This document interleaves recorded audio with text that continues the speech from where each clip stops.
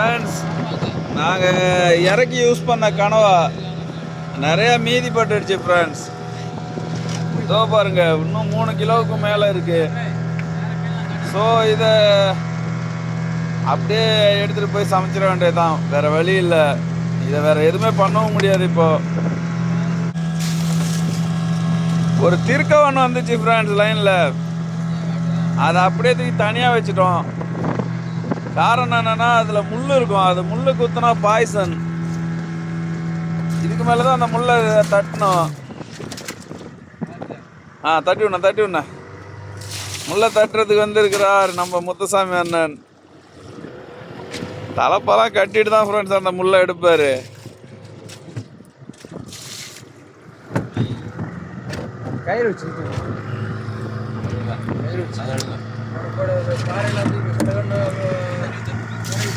எல்லாத்தையும் போறக்கு போடுங்க ஃப்ரெண்ட்ஸ். மொத்தம் ஒரு 3/4 பாக்ஸ் மீன் தான் பிடிச்சிருக்கோம் இன்னைக்கு.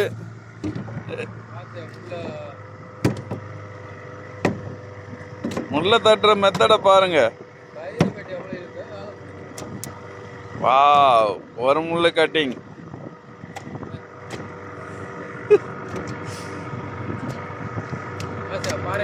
ரெண்டு முள்ளு கட்டிங்.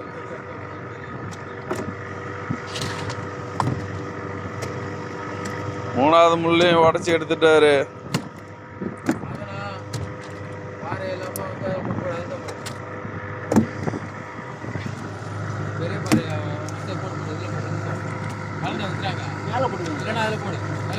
எனக்கு லைவ் போடலான்னு தான் ஃப்ரெண்ட்ஸ் ஒரு ஆசை. ஆனால் லைவ் போட்டால் வீடியோ கிளியராக இருக்க மாட்டுது. அதனால தான் வீடியோ எடுத்து அப்லோட் பண்ணுறோம்.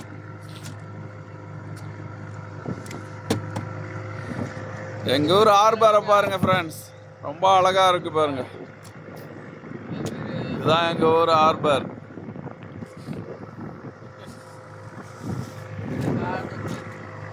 காட்டக்கூடாதா?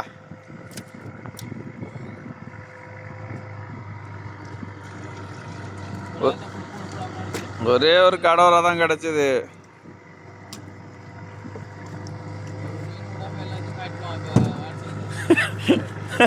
இந்த கடவுராவை பிடிக்க நாங்கள் பட்ட பாடு எங்களுக்கு தான் ஃப்ரெண்ட்ஸ் தெரியும்.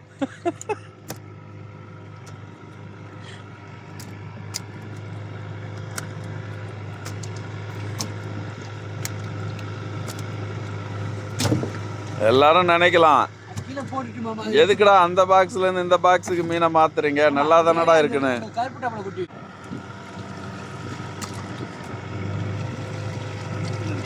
உதடி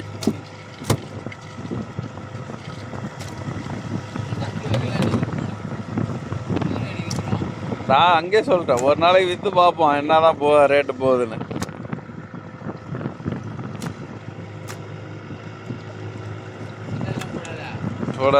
போடாத தூக்க, உதட்டிய தூக்க.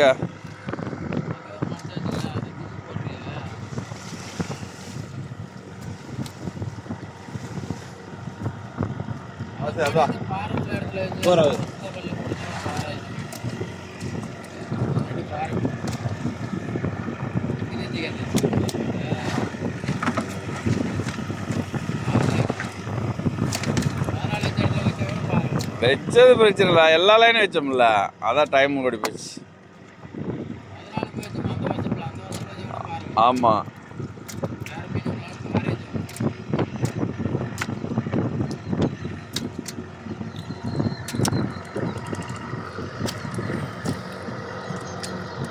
மீன் விற்கிற இடத்துக்கு வந்துட்டோம். இதுதான் அண்ணங்கோயில் ஹார்பர். கூட்டமே குறைஞ்சிடுச்சு. இப்போ எப்படி மீன் விற்கிறதுன்னு தெரியல. மீனை எல்லாம் ஐஸ் வச்சிருந்து நாளைக்கு தான் விற்கணும்னு நினைக்கிறேன்.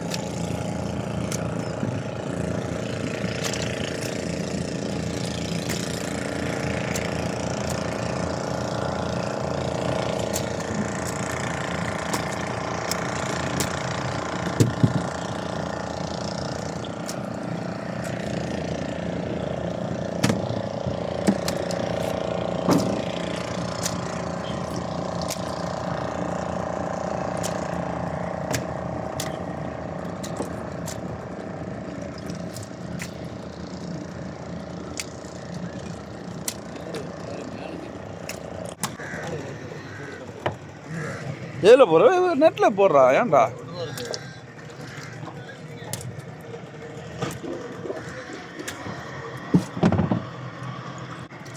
ஓகே ஃப்ரெண்ட்ஸ் வேலை வந்துடுச்சு மீன் வைக்க போகணும் அதனால் வீடியோ இதோட முடிச்சுக்கலாம். இது பெரிய பருப்பு போட்டுருக்கேன்.